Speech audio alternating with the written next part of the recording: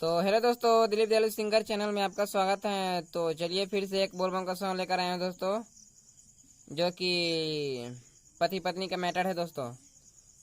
तो तर्ज है कमर की दवाई चला था प्रमोद प्रेमी का दोस्तों।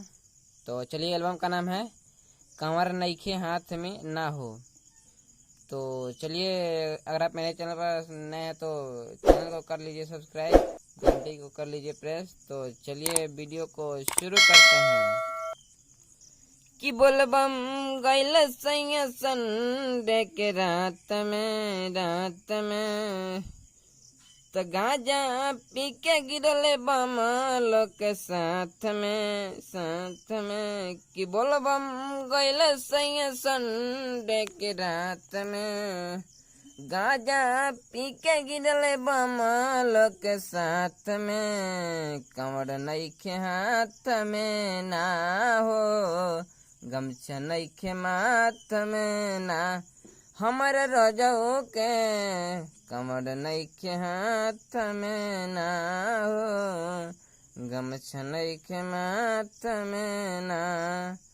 तो यही था मुखरा दोस्तों। तो चलिए, मतलब रास्ते में जाकर कहीं गिर जाते हैं पी के, तो उधर से फोन आता है। तो चलिए, पहला अंतरा है भोरवे में उठ गईले मिलल जबरा, तोर साल से ज्यादा अब की कैले रहले चाँद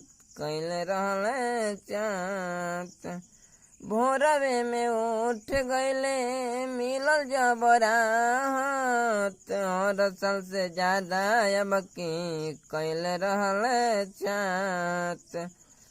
तो हम कितना बार कहनी उनका जात में, तो पानी फेरी ले ले अपना में अनाथ में, कंवर नईखे हाथ में ना हो, गमछा नईखे माथ में ना, हमारा रजऊ के कंवर नईखे हाथ में ना हो, गमछा नईखे माथ में ना।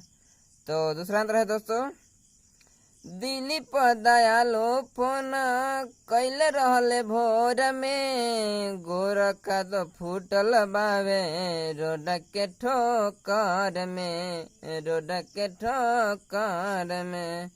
दिलीप दयालु फोन कैले रहले भोर में, गोरखा तो फूटल बावे रोड के ठोकर में। तो अनुज रोशन जी के पहले संगत में,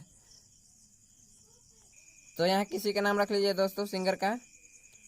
तो अनुज रोशन जी के पहले संगत में, तो ठीक बनाए सैया जे के लात में, कंवर नईखे हाथ में ना हो, गमछा नईखे माथ में ना, हमारा बम के कंवर नईखे हाथ में ना हो, गमछा नईखे माथ में ना। तो यही था दोस्तों। तो चलिए, कैसा लगा कमेंट में लिखिए। आज के लिए टाटा बाय बाय, फिर अगली वीडियो में मिलते हैं।